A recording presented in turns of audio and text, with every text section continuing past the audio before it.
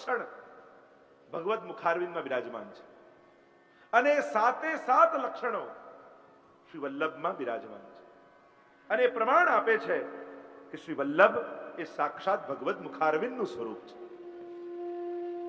જેમ વેદમાં કહ્યું મુખાદ અગ્નિ રજાયતે, ભગવાનના મુખારવિંદમાંથી અગ્નિનું પ્રાગટ્ય છે. અગ્નિ એ સાક્ષાત ભગવાનના મુખારવિંદમાંથી પ્રગટી છે અને આ યજ્ઞ કરીએ આપણે, હવન કુંડ આદિ હોય એમાં જે અગ્નિ હોય ને એ સાક્ષાત ભગવાન મુખારવિંદમાંથી પ્રાગટ્ય છે. એ મુખાદ અગ્નિ રજાય, પ્રભુના મુખમાં. એટલે જ્યારે યજ્ઞ કરતા હોય તો એમ કે જેમ આરોગ આવતા હોય એવો ભાવ રાખો. આ રીતે ચપટી ભરી ભરી અને હોમવાના પદાર્થો પધરાવવામાં આવે યજ્ઞ કુંડમાં. કારણ કે ભગવાન એ હવન કુંડ છે. એ વેદમાં કહ્યું કે ભગવાનનું મુખ છે. પુષ્ટિ માર્ગમાં તો એવી કૃપા મહાપ્રભુજીએ કરી કે યજ્ઞ માર્ગમાં તો અગ્નિ દ્વારા જાય, સેવા માર્ગમાં સાક્ષાત પ્રભુ મુખારવિંદમાં એ સામગ્રીનો અંગીકાર કરે છે. તો મુખાદ અગ્નિ રજાયતે, મુખમાંથી અગ્નિનું પ્રાગટ્ય છે. તો શ્રી વલ્લભ પણ અગ્નિ સ્વરૂપ છે. અગ્નિ રૂપ કયા છે? વૈશ્વાનરાય નમઃ. વૈશ્વાનર રૂપ અગ્નિ મહાપ્રભુજી છે. વિરહાનલ રૂપ અગ્નિ મહાપ્રભુજી છે. અને એનું પ્રમાણ આપતા જ્યારે અગ્નિ કુંડમાંથી મહાપ્રભુજી પ્રગટ થયા અને જાણે સૂચના સંકેત કર્યો કે આ અગ્નિનું સાક્ષાત સ્વરૂપ મારું છે. એવો પ્રસંગ આવે છે કે એકવાર મહાપ્રભુજીના મસ્તકમાં દુખાવો એટલે થોડો શ્રમ હતો, તબિયત ઠીક નહોતી. એટલે વૈષ્ણવોને થયું કે લાવ અમે ઔષધિ લઈને જઈએ. અને ઔષધિ લઈને આવ્યા, સામે એક સુંદર અંગીઠી પડી હતી, અંગારાઓ વળતા હતા. અને વૈષ્ણવ ઔષધિ લઈને આવ્યા અને કહ્યું, મહાપ્રભુજીને વિનંતી કરી આપ ઔષધિ લો, આપનું સ્વાસ્થ્ય સારું થાય છે. ત્યારે મહાપ્રભુજીએ કહ્યું, આ ઔષધિ લાવ્યા છે ને આ અગ્નિમાં પધરાવી દો. અરે જરા જ આપને આરોગવાની છે, મેં તમને કહ્યું ને અગ્નિમાં પધરાવી દો. અને જ્યાં અગ્નિમાં પધરાવી મહાપ્રભુજીને ઠીક થઈ ગયું. અને વૈષ્ણવોને જાણે સંકેત કર્યો કે સાક્ષાત મારું સ્વરૂપ એ આ અગ્નિનું જ સ્વરૂપ છે. પ્રમાણ કરીને બતાવ્યું. તો પ્રભુના મુખારવિંદમાંથી અગ્નિનું પ્રાગટ્ય અને શ્રી વલ્લભ એ સાક્ષાત અગ્નિ રૂપ છે. એવા અનેક પ્રમાણ. અગ્નિ રૂપો દ્વિજાચાર્યો ભવિષ્યામિહ ભૂતલે વલ્લભો અગ્નિ રૂપ સ્યાદ વિઠ્ઠલ પુરુષોત્તમ. ભવિષ્ય પુરાણમાં ઉલ્લેખ કરવામાં આવે કે આ રીતે પ્રભુનું પ્રાગટ્ય થશે. અગ્નિરૂપ વિઠ્ઠલ પુરુષોત્તમ. મહાપ્રભુજી સાક્ષાત અગ્નિરૂપ અને સાક્ષાત વિઠ્ઠલનાથજી એ પુરુષોત્તમ. તો મુખાદ અગ્નિ રજાયતે વેદે કહ્યું તો વલ્લભ અગ્નિરૂપ છે. આ પહેલું પ્રમાણ. બીજું કહ્યું ઠાકોરજીના મુખારવિંદમાંથી સાક્ષાત સરસ્વતીજીનું પ્રાગટ્ય છે, વાગ્દેવીનું પ્રાગટ્ય છે. તો શ્રી વલ્લભ પણ વાગ્પતિ છે.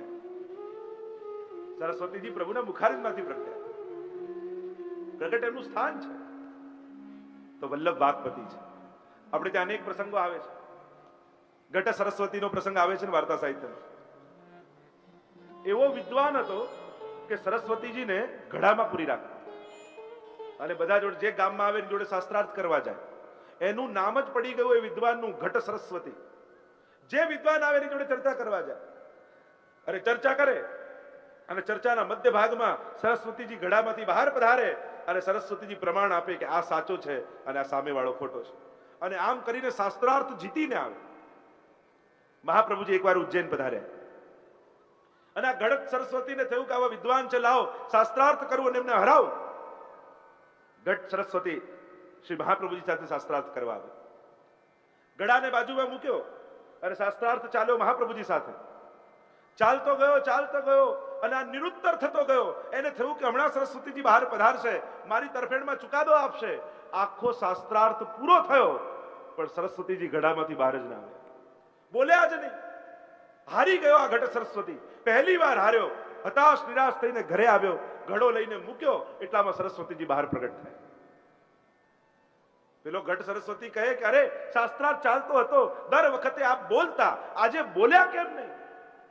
ત્યારે સરસ્વતીજી કહેવા લાગ્યા કે બધા વિદ્વાનો છે એ તો મારા પુત્રો છે, એટલે દરેકની આગળ હું બહાર પ્રગટ થઈને બોલતી, પણ જ્યારે સામે પતિ બેઠા હોય તો મારાથી કેમ કરીને બોલાય? વલ્લભ તો વાક્પતિ છે, વાણીના નાથ છે.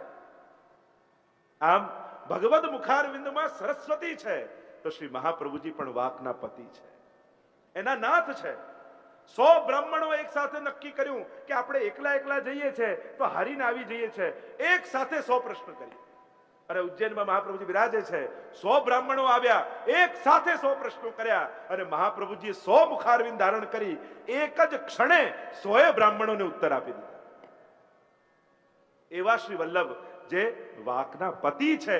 અને આ બીજું લક્ષણ છે, શ્રી મહાપ્રભુજી સાક્ષાત ભગવદ મુખારવિંદનું સ્વરૂપ છે. ત્રીજું લક્ષણ આપ્યું, બ્રાહ્મણોસ્ય મુખમાસી રજાયત. મુખમાંથી બ્રાહ્મણોનું આ પ્રાગટ્ય છે, એમ પુરુષોક્તમાં વેદમાં કહેવામાં આવ્યું. મુખારવિંદમાંથી બ્રાહ્મણો પ્રગટ થયા છે. તો શ્રી મહાપ્રભુજી પણ તૈલંગ તિલક શ્રીમદ વલ્લભ દ્વિજ કુલ પ્રગટે શ્રી હરિ. સ્વયં બ્રાહ્મણ કુળમાં પ્રગટ થયા, તૈલંગ કુળમાં પ્રગટ થયા. અને કેવી પરંપરા યજ્ઞ નારાયણ ભટ્ટની, સોમયાજી છે, કેવા વિદ્વાન પૂર્વજો આપના છે. મૂલ પુરુષ નારાયણ યજ્ઞ સુતિ અવતાર ભય સર્વજ્ઞ શાખા તૈત્રીય ગોત્ર ભારદ્વાજ તૈલંગ કુલ ઉદ્દીત દ્વિજરાજ. મૂલ પુરુષ નામના ગ્રંથમાં શ્રી દ્વારકેશજી વર્ણન કરે છે પૂર્વજોનું, કેવી પરંપરામાં મહાપ્રભુજી થયા. મૂલ પુરુષ નારાયણ યજ્ઞ, યજ્ઞ નારાયણ ભટ્ટના કુળમાં મૂલ પુરુષ નારાયણ યજ્ઞ, શાખા તૈત્રી ગૌત્ર ભારદ્વાજ. આપ કૃષ્ણ યજુર્વેદી તૈત્રીય શાખામાં પ્રગટ થયા. યજુર્વેદ આપનો મુખ્ય વેદ અને તૈત્રીય શાખા, એવી કથા આવે છે વેદોમાં. આ તૈત્રીય શાખા ક્યાંથી ઉત્પન્ન થઈ? તો એમ કહેવાય છે કે જ્યારે વૈશંપાયન અને યાજ્ઞવલ્ક ગુરુ શિષ્ય, ગુરુનો કઈ અપરાધ થયો એટલે ગુરુએ કહ્યું કે મેં ભણાવેલા બધા મંત્રો મને પાછા આપ. અને શિષ્યએ વમન કર્યું મંત્રોનું અને બધા મંત્રો બહાર કાઢી દીધા. હવે ત્યાં અનેક શિષ્યો ઉભા હતા અને એમને થયું કે આ મંત્રો આપણને મળી જાય તો કેવું સારું. પણ વમન કરેલું હોય એટલે બ્રાહ્મણ દેહમાં કેમ ગ્રહણ કરી શકે? બધા મંત્રો વમન ઉલટી કરીને બહાર કાઢે અને ઉલટી કરેલું વમન કરેલું બ્રાહ્મણ કેમ લઈ શકે? એટલે જેટલા ઋષિ કુમારો હતા એ બધા તીતર પક્ષી બની ગયા. તીતર નામનું પક્ષી હોય છે, એ તીતર પક્ષી બની અને જેટલા મંત્રો હતા એમને ચૂગી ચૂગીને એમણે ગ્રહણ કરી લીધું અને એની જે શાખા થઈ એ તૈત્રીય શાખા નામથી ઓળખાય. તો શાખા તૈત્રી ગોત્ર ભારદ્વાજ, અને ભારદ્વાજ ગોળમાં ઉદ્દીત દ્વિજરાજ, બ્રાહ્મણ કુળમાં શિરમોર એવા શ્રી મહાપ્રભુજી આ તૈલંગ કુળમાં પ્રગટ થયા. તો બ્રાહ્મણોનું પ્રાગટ્ય ભગવદ મુખારવિંદમાંથી છે, તો શ્રી વલ્લભ પણ બ્રાહ્મણ કુળમાં છે. અને એટલા માટે એ લક્ષણ પણ પ્રમાણિત છે કે ભગવદ મુખારવિંદનું સ્વરૂપ છે. અને બ્રાહ્મણત્વના સર્વ કર્તવ્યો, સર્વ સંસ્કારો શ્રી મહાપ્રભુજી કર્યા છે. વેદાધ્યયન આદિ થયું છે. એવું બાળપણને એવો પ્રસંગ આવે છે કે બાળકો નાના હોય ને તો પહેલા સમયમાં આવી પરીક્ષા કરતા, તરાજુ રાખે, તલવાર રાખે, પુસ્તક રાખે, આમ 5-7 વસ્તુઓ રાખે. અને બ્રાહ્મણની આગળ, બાળકની આગળ રાખવામાં આવે, બાળક પહેલું જે વસ્તુ પકડે તો સમજી લેવું કે આ મોટો થઈને શું કાર્ય કરશે. તો શ્રી મહાપ્રભુજીના જીવન ચરિત્રના બાળપણના પ્રસંગોમાં એવો પ્રસંગ આવે છે કે શ્રી વલ્લભ નાના છે અને ત્યારે પરીક્ષા કરવામાં આવી ઘરના લોકો દ્વારા. તરાજુ રાખ્યું, તલવાર રાખી, ગ્રંથ રાખ્યા, આદિ અનેક વસ્તુ રાખી અને બાલ વલ્લભ ઘૂંટણીએ ચાલતા ચાલતા જઈને ગ્રંથોને હાથમાં લઈ અને વાંચન કરવા લાગ્યા. અને બધા જ સમજી ગયા આ કોઈ હિન્દુ ધર્મના પ્રકાંડ વિદ્વાન થવાના છે. 64 દિવસમાં 64 વિદ્યાઓ ગ્રહણ કરી લીધી. એવા શ્રી બાલ વલ્લભ, બાલ સરસ્વતી નામની ઉપાધિ શ્રી મહાપ્રભુજીને મળી. એવી તેજસ્વીતા, એવું બ્રાહ્મણત્વ શ્રી વલ્લભમાં વિરાજે છે. એ પ્રમાણ આપે છે કે શ્રી મહાપ્રભુજી સાક્ષાત વદના અવતાર, મુખારવિંદનું સ્વરૂપ. ચોથું લક્ષણ આપ્યું, ઠાકોરજીના મુખારવિંદમાં કમનીય સૌંદર્ય બિરાજમાન છે. અત્યંત સુંદર ભગવદ મુખારવિંદ છે. તો શ્રી વલ્લભ પણ સહજ સુંદર છે. શ્રીમદ વલ્લભ રૂપ સુરંગે અંગ અંગ પ્રતિભાવન કે ભૂષણ વૃંદાવન સંપત્તિ અંગ અંગે. વલ્લભનું પણ સૌંદર્ય અદ્ભુત છે. સાક્ષાત પ્રભુ જેવું સૌંદર્ય છે. શ્રી મહાપ્રભુજી અને ગુસાઈજીને, રસખાનજીએ જયારે ગુસાઈજીને જોયા ને ત્યારે શ્રીનાથજી બાબામાં તો આસક્ત હતા, પણ જયારે ગુસાઈજીનું મુખારવિંદ જોયું ત્યારે એમ બોલ્યા કે એ તો મેરે મહેબૂબ કા યાર લગતા હૈ, આ તો મારા પ્રિયતમનો યાર લાગે છે. જેવું એ મારા શ્રીજીનું મુખારવિંદ છે એવું જ આ ગુસાઈજીનું પણ મુખારવિંદ છે. એવું જ શ્રી વલ્લભનું મુખારવિંદ. તમે અનેક વાર્તા પ્રસંગોમાં જુઓ, શ્રી મહાપ્રભુજીનું એ અલૌકિક સૌંદર્યના વર્ણનો અનેક કરવામાં આવે. શ્રીમદ વૃંદાવનેન્દુ પ્રકટિત રસિકાનંદ સંદોહરૂપ વલ્લભાષ્ટકમાં ગુસાઈજી કહે એવું જ સૌંદર્ય ઠાકોરજી જેવું શ્રી મહાપ્રભુજીમાં વિદ્યમાન છે, જેવું ઠાકોરજીનું સૌંદર્ય છે. તો એ પણ લક્ષણ છે કે પ્રભુના મુખારવિંદનું સ્વરૂપ છે. આગળ લક્ષણ આપ્યું પાંચમું, પ્રભુના મુખારવિંદ દ્વારા ભોજન આરોગાય છે, આપ ગ્રહણ કરે છે. તો શ્રી વલ્લભને પણ આપણે બેઠકજીમાં જઈ અને સામગ્રી આદિ ધરીએ છીએ. વૈષ્ણવોએ પણ ભાવથી શ્રી વલ્લભને આરોગાયા છે. 84 વત્સોભાવના આદિની વાર્તામાં તમે જુઓ કેવા કેવા ભાવોથી. હવે ચર્ચા કરવા જઈએ તો ઘણું બધું દેખાય. મને તો ઘણીવાર આખા અન્નકૂટના દર્શન કરું ને તો અન્નકૂટના દર્શન કરતા કરતા મને બધા ભગવતીઓ યાદ આવે. છોલે જોઈએ તો પદ્મનાભદાસ યાદ ના આવે, રીંગણ જોઈએ તો દામોદાસ સંભલવાળા યાદ ના આવે, જલેબી જોઈએ તો કુમનદાસજી યાદ ના આવે. તમે દરેક સામગ્રી જુઓ, ખીર જોઈએ તો નારાયણદાસજી યાદ ના આવે. આખા અન્નકૂટના દર્શન કરો ને કોઈ ને કોઈ ભગવતીનું તમને સ્મરણ થાય. દરેકની વાર્તામાં તમે કોઈ ને કોઈ સામગ્રી આરોગાવી અને આપણને એ ભગવતીની સુધી થાય. ભગવતીઓને વાંચીએ તો એ સામગ્રીની સુધી થાય, સામગ્રીઓને જોઈએ તો એ ભગવતીનું સ્મરણ થાય. તેમ જ શ્રી વલ્લભ પણ ભક્તોએ ધરેલી, એમ તો સ્વયં પાકી છે, કોઈના હાથનું મહાપ્રભુજી લેતા નથી. બેઠકજીમાં પણ જ્યારે કોઈ વલ્લભકુલ પધારે ને તપેલી થાય ત્યારે જ મહાપ્રભુજીને સખડી ભોગાવે, નહીં તો દૂધગર અંતકડી આદિનો ક્રમ હોય છે. પણ દરેક બેઠકજીમાં જ્યારે કોઈ વલ્લભકુલના બાલક પધારે અને જાતે વહુજી બેટીજી મહારાષ્ટ્રની સામગ્રી સિદ્ધ કરે ત્યારે સખડી ધરાય. ખાલી સખડી ધરીએ છે જગન્નાથપુરીમાં, અને ત્યાં જગન્નાથજીનો આદર રાખ્યો. જ્યારે મહાપ્રભુજી પધાર્યા જગન્નાથજીના મંદિરમાં અને કોઈ આવીને મહાપ્રભુજીના શ્રી હસ્તમાં સખડી પ્રસાદ ધરી ગયો. અતિ એકાદશી કેમ કરીને લેવાય? એકાદશી છે અને ભગવત પ્રસાદ છે તો એનો અનાદર પણ કેમ કરાય? જુઓ મહાપ્રભુજીનું તપ, જુઓ મહાપ્રભુજીની નિષ્ઠા, મહાપ્રભુજીનું પ્રભુ પ્રત્યેનો સ્નેહ. આખી રાત્રિ મહાપ્રભુજી હાથમાં એ સકડી પ્રસાદ લઈને ઉભા રહે. આજે પણ શ્રી મહાપ્રભુજીના એ ઉંગલીઓના ચિહ્નો એ મંદિરમાં છે. જે પણ ગયા હશે એમને ખ્યાલ હશે. અને મહાપ્રભુજી આખી રાત્રિ ઉભા રહ્યા અને દ્વાદશી લાગી ત્યારે સકડી પ્રસાદ લઈને પારણા કરી. આવા શ્રી વલ્લભ. તો શ્રી મહાપ્રભુજી પણ જેમ ઠાકોરજી આરોગે, પણ દરેક પુષ્ટિ માર્ગીય વૈષ્ણવના ઘરમાં જ્યાં જ્યાં ઠાકોરજી પુષ્ટાયેલા બિરાજે છે એ સીધા આપણા હાથે નથી આરોગતા. આપણો અધિકાર કેટલો સામગ્રી બનાવવાનો, કેટલો અધિકાર સન્મુખ ધરવાનો, પણ જ્યાં સુધી વલ્લભની કાની ના આપો ત્યાં સુધી ઠાકોરજી આરોગતા નથી. અને એટલા માટે આજે લાખો ઘરોમાં ઠાકોરજી બિરાજે, પણ આરોગે કોની કાનીથી? તો કે શ્રી વલ્લભની કાની. જયારે સન્મુખ ભોગ ધર્યો હોય અને આપણે હાથ જોડી કાની આપીએ કે વલ્લભની, ગુસાઈજીની, સાથે લાલજીની, સમસ્ત 84 વૈષ્ણવોની, વ્રજ ભક્તોની, આ બધી કાની આપીને વિનંતી કરીએ કે પ્રભુ પ્રેમપૂર્વક આરોગજો. અને વલ્લભની કાની સાંભળતા જ ઠાકોરજીને એ જ ક્ષણે ભૂખ લાગવા મળે છે. બાકી આપણી તો કેવલ ધરવાનો અધિકાર છે, આરોગે છે તો વલ્લભની કાનીથી. અને આમ પ્રભુ મુખારવિંદથી ભોજન આરોગે તો શ્રી વલ્લભ દ્વારા આરોગે છે. એ પણ એક લક્ષણ છે કે શ્રી મહાપ્રભુજી સાક્ષાત પ્રભુના મુખારવિંદનું સ્વરૂપ. છઠ્ઠું લક્ષણ આપ્યું, પ્રભુના મુખારવિંદમાંથી વેદોનું પ્રાગટ્ય છે. વેદ બોલાય છે ભગવત મુખારવિંદ. તો શ્રી મહાપ્રભુજી પણ વેદ પારગહ છે.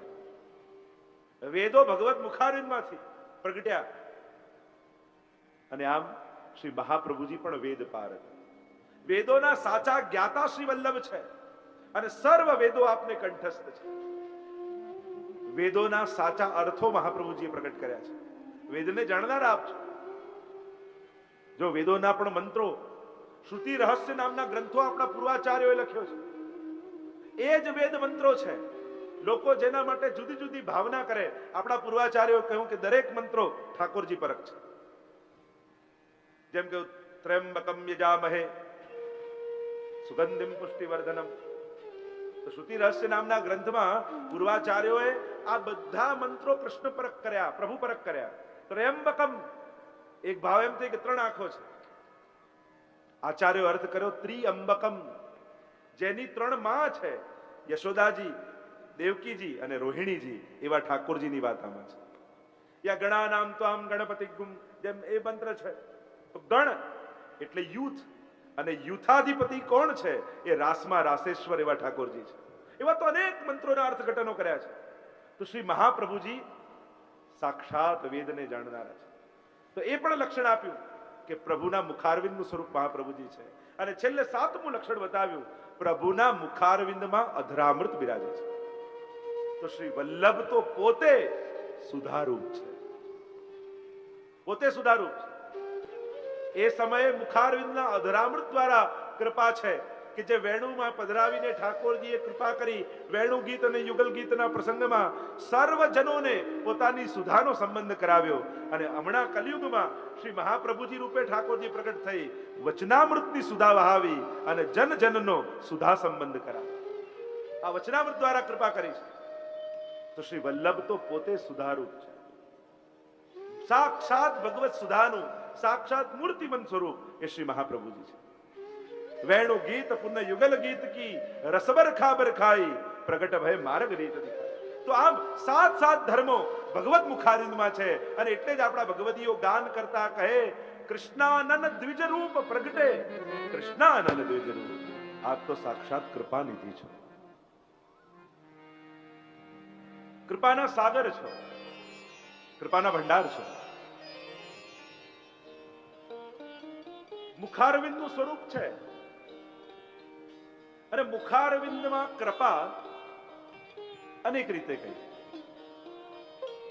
વચનામૃત, અધરામૃત, જૂઠણ અને ચરવિત, આ 4 રીતે મુખારવિંદથી કૃપા થાય.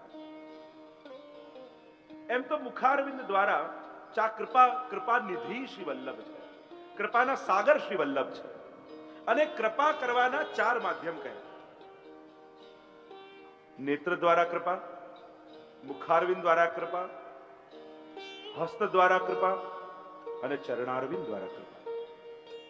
કૃપા સાગર શ્રી વલ્લભ આ 4 માધ્યમથી કૃપા કરે છે. અને કૃપાના સાગર છે, જેમ સાગરમાં ક્યારેય જલ સુકાય નહીં, એમ જ શ્રી વલ્લભની કૃપા એ ક્યારેય ઓછી થતી નથી. અને કૃપા એને કહેવાય કે જે પાત્ર જોઈને થાય એ તો દયા, પાત્ર અને પરિસ્થિતિ જોઈને થાય એને દયા કહેવાય.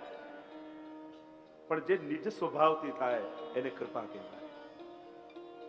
કૃપા એ ભગવાનનું કર્મ નથી, કૃપા એ ભગવાનનો શોખ નથી. કૃપા એ શ્રી વલ્લભ અને પ્રભુનો સ્વભાવ છે, સ્વભાવ છે. એમનાથી કૃપા જ થાય. કૃપા સિવાય બીજું કંઈ કરી જ શકતા નથી.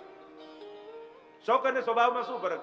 શોખ એને કહેવાય કે જયારે કરવાની ઈચ્છા હોય ત્યારે કરીએ, ન કરવાની ઈચ્છા હોય ત્યારે ન કરીએ, એને શોખ કહેવાય. સ્વભાવ કોને કહેવાય? કે ન કરવાનું નક્કી કર્યું હોય છતાંય જે થાય એનું નામ સ્વભાવ. જેમ કોઈ ક્રોધી હોય ને, એને કથા સાંભળીને એમ થયું કે હવે ક્રોધ નહીં કરવો, અને નક્કી કર્યું કે મેં ક્રોધ છોડી દીધો. સામેથી મિત્ર મળ્યો ને એને કહ્યું કે મેં ક્રોધ કરવાનું છોડી દીધું. મિત્ર કહ્યું ખરેખર છોડી દીધું? કા છોડી દીધું? સાચે છોડી દીધું? કા છોડી દીધું? ખરેખર કે છોડી દીધું? હા ભાઈ છોડી દીધું, કહ્યું ને એકવાર. આનું નામ સ્વભાવ. નક્કી કર્યું હોય કે નથી કરવું છતાંય જે થાય એનું નામ સ્વભાવ. એમ પ્રભુ પણ કર્મના સિદ્ધાંતો બહુ બધા આપે, પણ જીવ જ્યારે શરણે આવે ને ત્યારે કર્મના બધા ચોપડાઓ બંધ કરી જે કૃપા જ કરતા જાણે છે એ જ પ્રભુનો સ્વભાવ છે, એ જ શ્રી વલ્લભનો સ્વભાવ છે. રામાનંદ પંડિતનો ત્યાગ કર્યો, એને અપરાધ કર્યો. પ્રસંગ આપ સૌ જાણો છો. મહાપ્રભુજીનો મુકામ હતો અને વૈષ્ણવ પર સંશય કર્યો કે આ ગોબર પડ્યું છે ને વૈષ્ણવ લઈ જશે. મહાપ્રભુજી કે મારો અપરાધ કર્યો તો ક્ષમા કરત, પણ મારા વાલા વૈષ્ણવનો દોષ કર્યો તો જા રામાનંદ તારો હું ત્યાગ કરું છું. ત્યાગ કર્યો. પ્રસિદ્ધ કથા છે, અવધૂત દશામાં રહેવા લાગ્યા. મારા વલ્લભે મારો ત્યાગ કર્યો, મારું કોણ? પણ રામાનંદ પંડિતનું મન તો સદાય વલ્લભમાં છે. આ તો લીલાઓ છે. બજારમાં જતા હતા ને મરજાદીની દુકાન આવીને સુંદર જલેબીઓ સિદ્ધ થઈ રહી છે. સાધારણ વ્યક્તિ ઉત્તમ વસ્તુને જુએ ને તો એને ભોગવવાની ઈચ્છા થાય, પણ વૈષ્ણવ કોઈ ઉત્તમ વસ્તુને જુએ ને તેને ભોગવવાની નહીં, એને તો ભોગ ધરવાની ઈચ્છા થાય. એને થાય તો ઠાકોરજીને લાયક છે. આપણે તો બોલાય ને ઉત્તમ વસ્તુ જોઈએ ત્યારે શું કહે? પ્રભુને લાયક છે, ઠાકોરજીને લાયક છે. થયું કે આવી સુંદર જલેબી તો મારા શ્રીજી આરોગ્ય તો એમને કેવું સુખ થાય. કેવો આનંદ થાય.